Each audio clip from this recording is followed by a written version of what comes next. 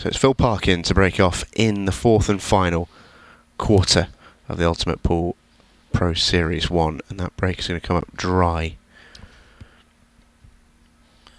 One thing that I think with Phil is he needs to get his break going.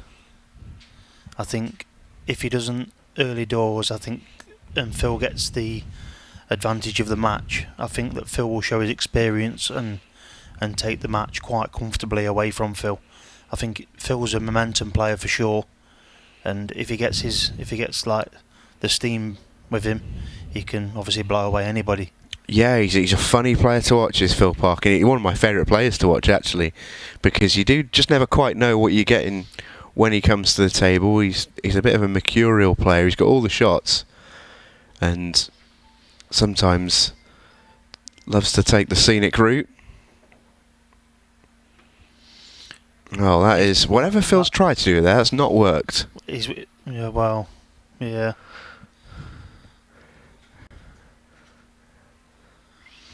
think there might be a case of just a safety shot here now. Actually, I think he might be able to pot the one in the middle pocket. Yeah, I think so. One to the left of the black.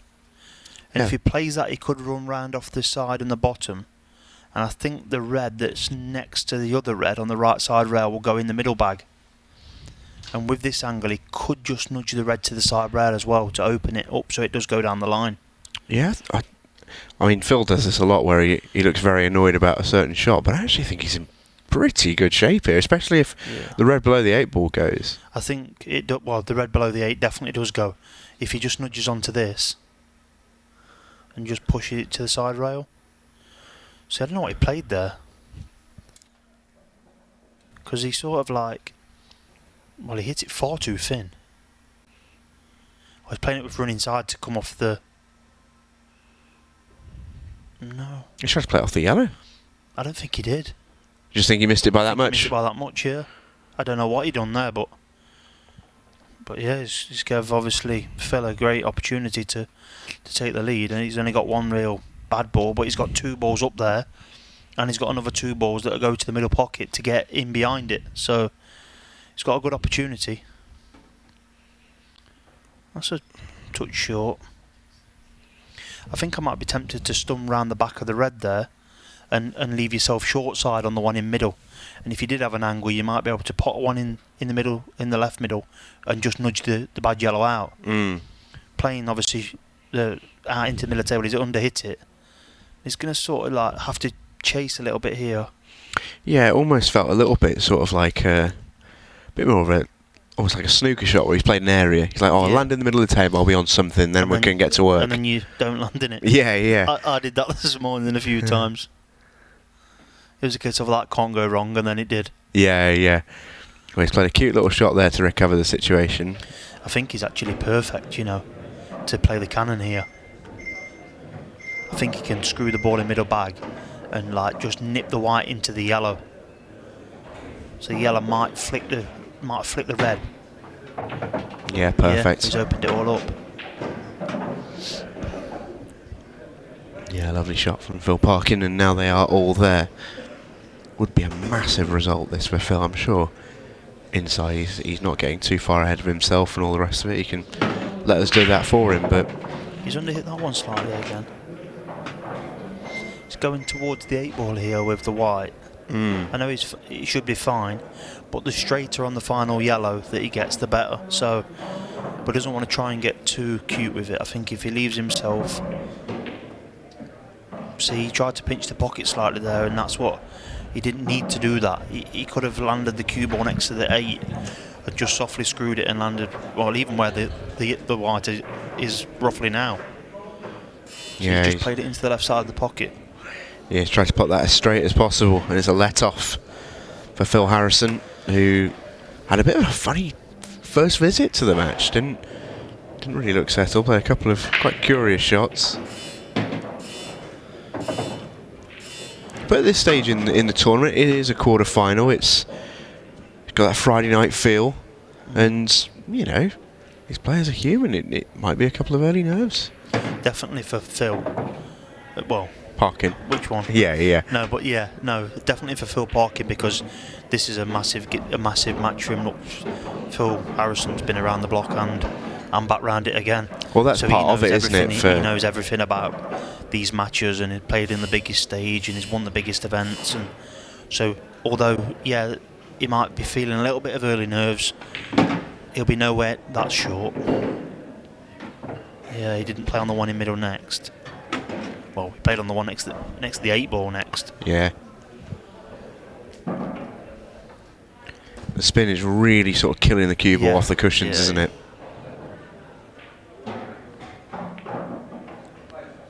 Yeah, it's good. Played that well. But yeah, Phil Harrison's obviously done it hundreds of times. Yeah, and I think that's part of the appeal for Phil Parkin, if you like, because he's got an opportunity here, obviously, to get himself into a Pro Series semi-final, which is huge. But if you can do that by knocking out Phil Harrison on the way, I mean that's a massive feather in your cap. But it's also a big bump in the road to get over, And obviously he'll set up a match with Cormac, so both of them will be looking to get to the first Pro final. Yeah, if I'm correct. Right. Yeah.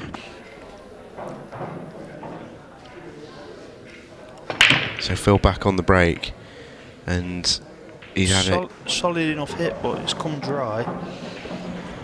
And I think it's a case of... I do enjoy Phil's mannerisms around the table. I think it's a case of here, pick whichever ones you want. I'm not sure if he's on reds, he can... No. Probably yellows, but he's got one tricky one.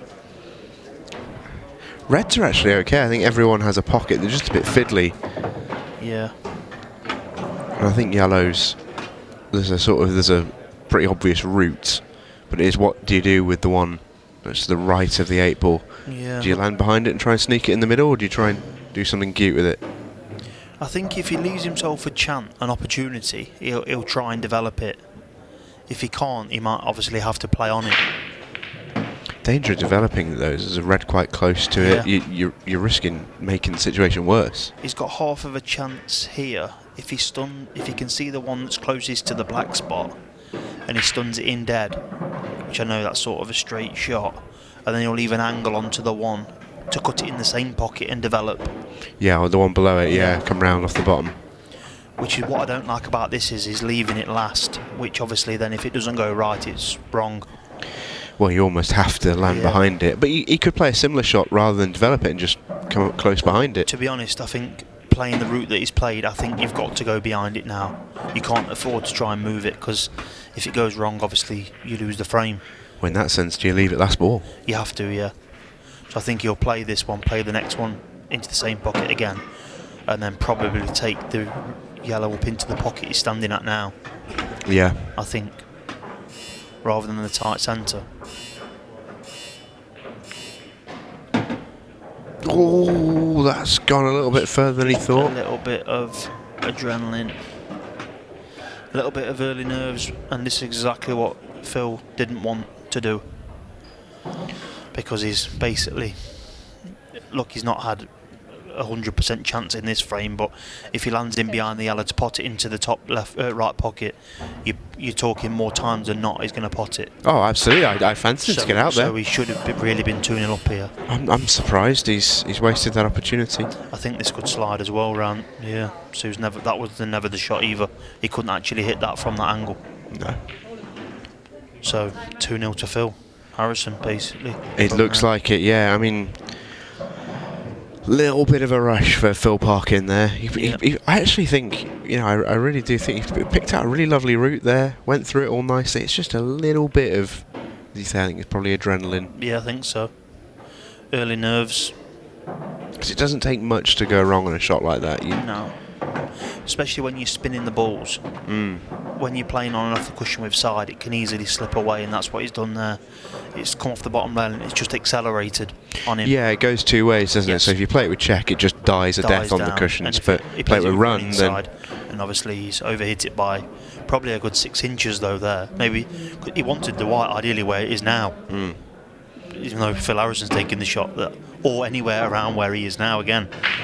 But obviously... Well, I spoke with Aaron Davies a little bit earlier on after one of his victories, and he was saying it's taken him a good few games to get used to the table, because it is particularly slippy this weekend, with it being everything being completely brand new, and you get used to certain conditions in the game, and you get sort of used to that autopilot feeling and expecting where certain balls are going to go off certain places, but you can't ever do that. You can't ever be safe on these tables until you do get used to them, because it almost goes against your natural instinct sometimes.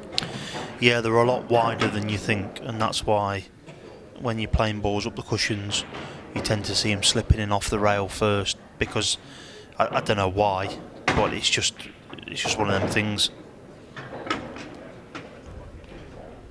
The older the tables are, obviously the tighter they get. Obviously these are brand new balls, brand new cloths for every tournament, so it's as good as playing conditions as you can get. Yeah, I find that going to be interesting. I heard Mark Shepherd on commentary. I'm going to shout out to him.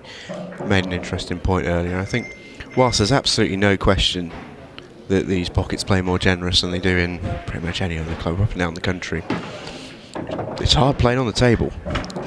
you can pot a ball, but controlling the cue ball is 10 times harder. What I would bit of give and take. Yeah, what I would say about like the higher ranked players is they definitely prefer the conditions harder than this.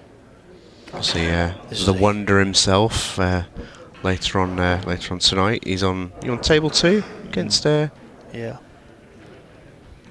Forget who you have, This but is a huge break for Phil Parkin, and he's made one, and he has to clear them.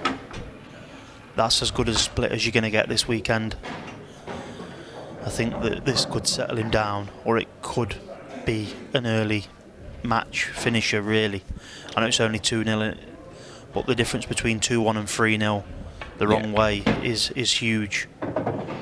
Yeah, it is. And I think if Phil Parkin doesn't get out here, then he's going to really struggle in this match. He's such a fluent player.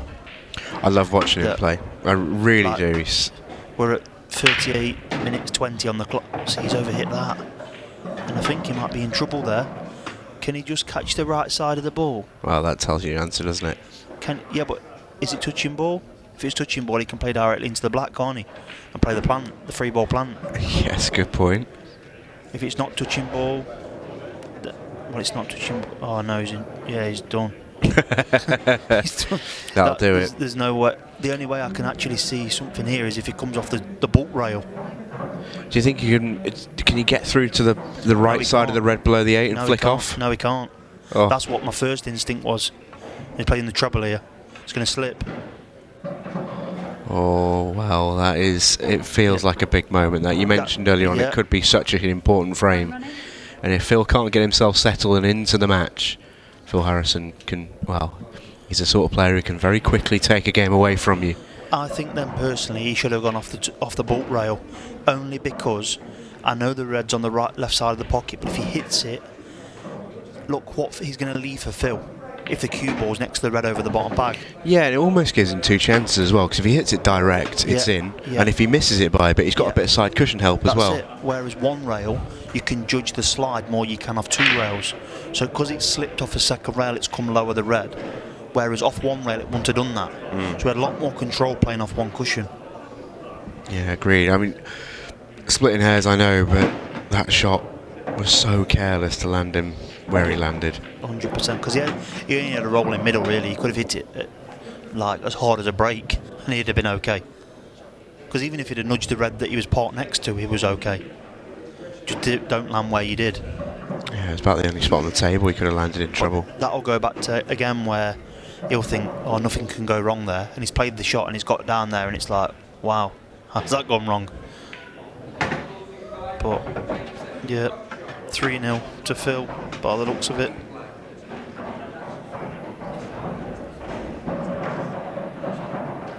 Yeah, and Phil's the sort of player as well, Harrison that is.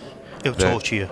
Yeah, I was just... That's what he'll do. Yeah, it's brutal to be in Phil Parkin's shoes right now, because Phil has got drop-ins here. I don't mean this as criticism, because I think Phil Harrison is one of the greatest players to have ever played this game, but he will always play the same way, and it's a credit to him, it's a testament to him. He always treat the balls professionally, always have exactly the same methods on each shot. But look at this. Yeah. He's landed slightly out of position, and it's like he's snookered on the black. He's still fine, but this is brutal to be in Parkin's shoes right now.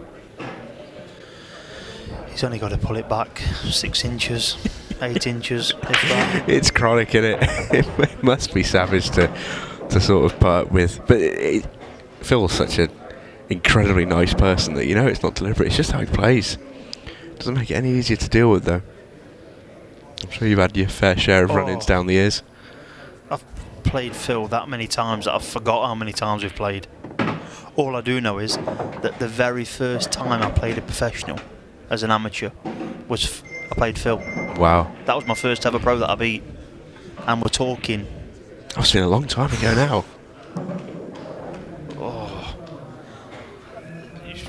A long time. Oh, wow. Well, Phil was already sat in his chair and that 8 ball hadn't even jawed. He was off it that quick. What's it done there? I know he wasn't where he wanted to be, but you never ever expect Phil Harrison to miss that. No. That's an aberration. Massive reprieve. Oh. And what could this do for Phil Parkin? Well, the next break now is big for Phil Harrison. Because he's thinking, should be 3-0 breaking to go 4-0. Could potentially next shot be 3-2 down. If he dry breaks. What a funny old game. You'd have put your life on Phil making it 3-0 there.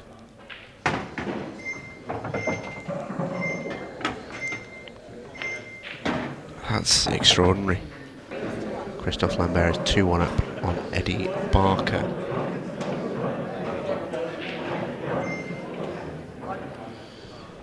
So Morgan's just got 6-4 up. He's on the hill. Oh, he's hit a very nice break. Well, usually, and we saw it earlier. We talked about it with John McAllister. Sometimes you sort of feel as a player that I really can't do any wrong here, because the one mistake John made in his quarterfinal against Jez Graham, he had the break next and he made a pretty big mistake. Let Jez into the match, you felt, and he should have gone in off, and he didn't. The cue ball stayed up somehow, and you just sort of get that sense as a player, don't you, that maybe it's meant to be my day today. Definitely. You definitely get them moments in the events throughout the day where it's maybe 4 all the guys break, or 5 all the guys break, and he snookers himself on the 8 ball, or something that wouldn't normally happens, and that's when you sort of know. And with pool, it happens far too often to not be a coincidence. Well, that's what I mean. It's just a thing. The amount of times you're like 4-0 down in a match and you come back and you win it in the decider or something, and then you go on to win the event. You think that was written in the stars from early.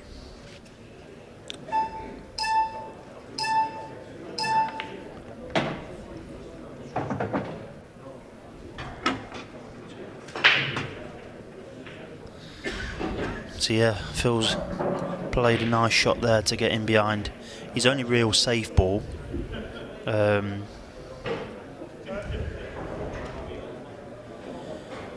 He has got a touch of angle where he can bump the cue ball up.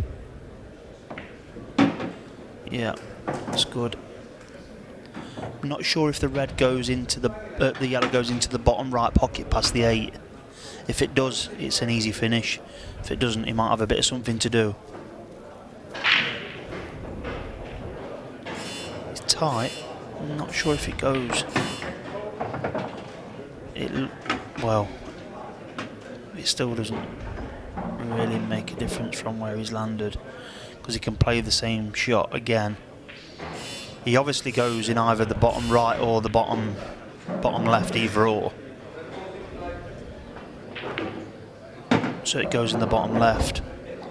Yeah, so he played on it off the one in middle, but because he comes short, but he landed on a good angle anyway. He can have player two either shot here. He can stun it in for the 8, or he can drop down and take the 8 in middle.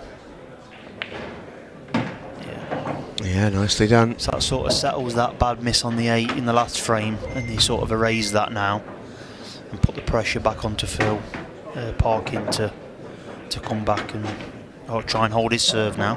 Especially in prelims, yeah. Like he's 4 balls away now from beating Chris, and like you say, he's had a horrible draw, but that was a bad miss hit by Phil off the break, but he's got away with it. Has he? Did he make a ball? No, I don't think so. He didn't?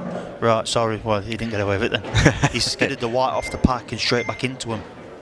Yeah. So he's hit it completely, missed Basically it. broken twice. Yeah. And he's left them pretty comfortable. There's one bad ball at the top. Yeah, I just wonder what you do with that, because those 2 balls are almost on an island, really. He might have like half of an angle now, maybe, to play the ball in middle and stun into it, knowing he's got the ball over the bottom right pocket. Yeah, Red's seen the pick, don't they? Right, he's going to use a side rail first here, so top it into the short top side, top left rail, and then he'll come in and kick into the yellow and red. A lot of this shot is judging the pace. I think he'll hit it firm because he's got the ball over the bottom bag anyway. He just doesn't want to miss it. Yeah, he's played that beautifully. Very nice. So Morgan is on an unmissable black. Morgan McInnes has knocked out Chris Melling 7-4. What a performance from the young man. Yeah, very good. It's a huge win early on in his Ultimate Pool Pro career for Morgan McInnes. That the first of very many wins, I predict, by Morgan. He's going to be definitely one to watch out of the challenge. Well, of the challengers coming up into the Pro Series, along with Kyle Cope, who lives maybe like 20 minutes from me. So we have played quite a bit. Yeah, you've got a pretty good insight into Kyle. And I think the thing that impresses me most about Kyle is he's a very level-headed young man. You know, he's impressive in that sense. He doesn't get carried away. He's very just seems very steady as not just as a pool player, but just as a person. And wise head on young shoulders almost. Yeah. Serving well. And Morgan strikes me as that as well. Very well.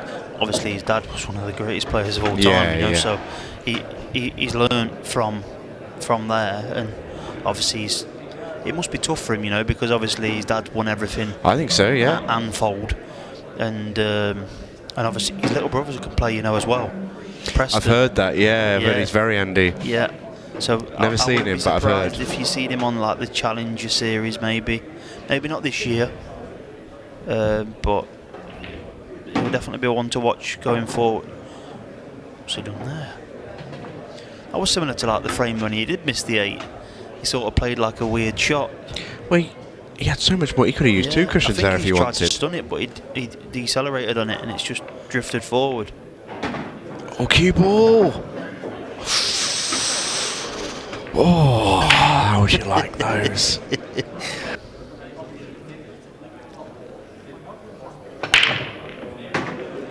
Oh, he's hit that one well. He has. I mean, they've all gone to side rails. There's nothing in the middle of the table. I don't think he's landed on anything. He might be on the one that he's right next to into the middle pocket. I can't see the balls till they stop.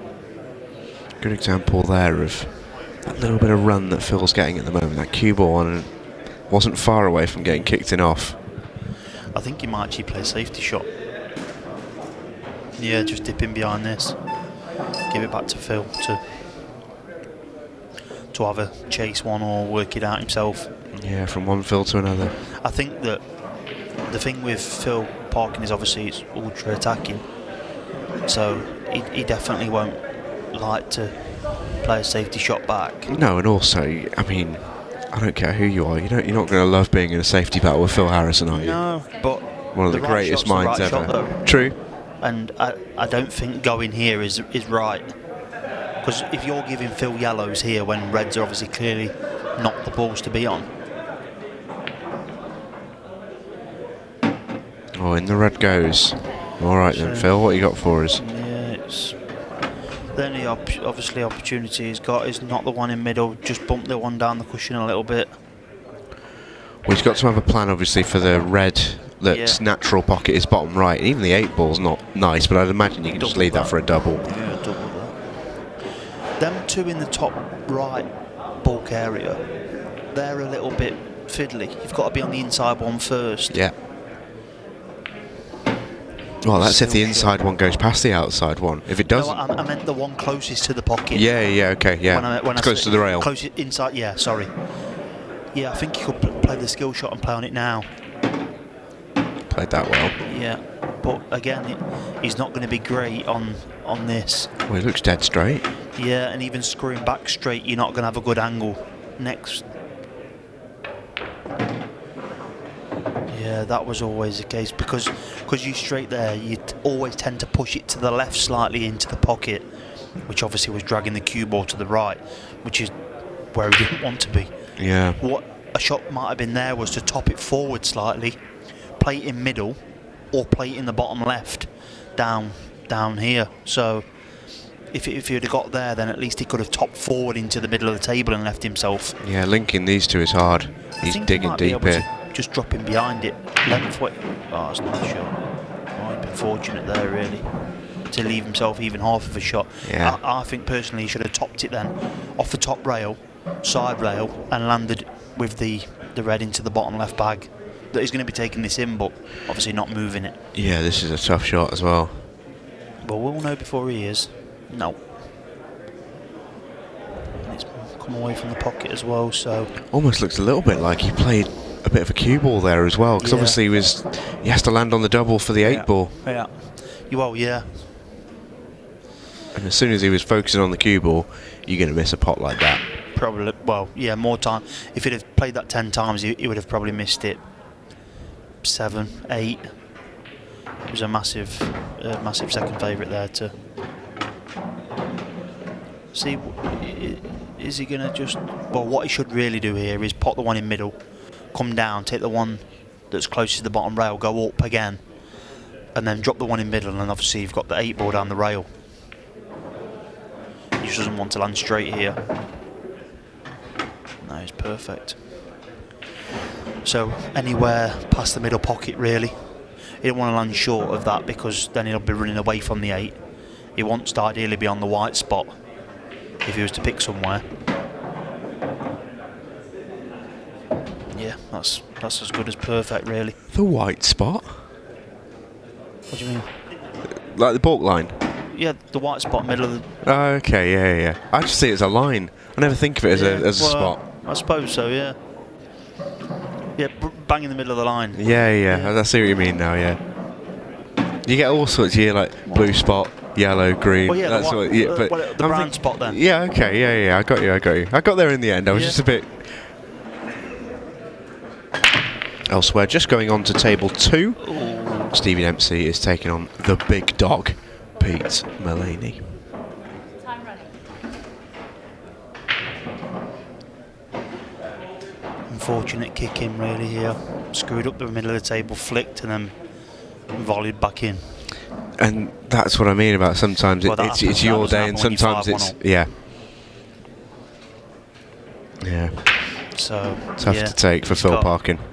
Problem what he's got here is obviously he's got the black and the red and the yellow that's together in the middle of the table and he's running out of time. He's got his extension. Yeah, he wants to just be a bit careful with that. Yeah. I think he's going to play a shot into the middle pocket next and run into the red. Or run into the red and yellow where the 8 is. I wonder if the camera's sort of playing a trick there where that one actually goes next to the 8 into the bottom left pocket. If I had to bet, having known this camera for a long time, I think it goes. Yeah. Well, there you go. As you can tell, it clearly does because he's going for it. But, well, there you can see it does. Yeah. Yeah, I thought that was obviously a tied up, but it weren't, so pretty routine finish, really. And yeah, you fancy him here. 6-1. You fancy him here.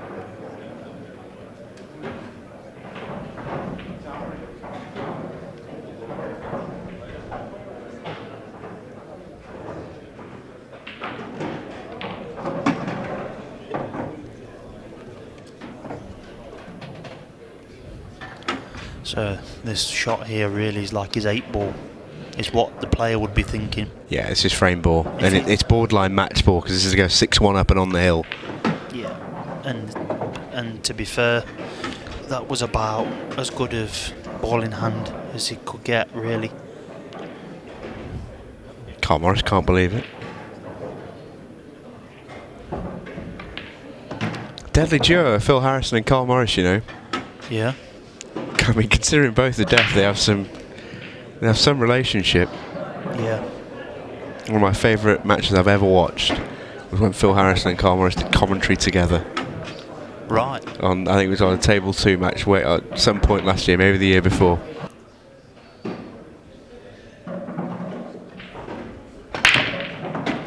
Nice. Of course, it is a little bit.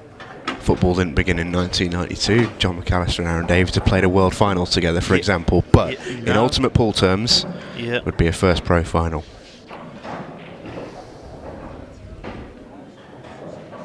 Pretty good break that from Phil Harrison. Yeah, he's just got one sort of ball that's not great.